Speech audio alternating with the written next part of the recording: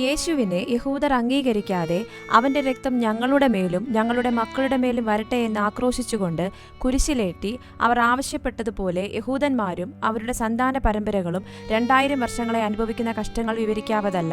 ഭൂമിയുടെ അറ്റം വരെ ചിതറിക്കപ്പെട്ട യഹൂദർ അതത് ദേശനിവാസികളാൽ പീഡിപ്പിക്കപ്പെട്ടു. റോമൻ കത്തോലിക്ക രാജ്യങ്ങളാണ് യേശുവിനെ ക്രൂശിച്ച് ഇവരെയും ക്രൂശിക്ക എന്ന നയം ലക്ഷക്കണക്കിന് യഹൂദന്മാരെ കൊന്നത്. ദേശത്ത് പ്രകൃതിക്ഷോഭമോ പകർച്ചവ്യാധിയോ ഉണ്ടായാൽ അതിന് കാരണക്കാർ യഹൂദന്മാരാണെന്ന് പറഞ്ഞു കൊന്നൊടുക്കി.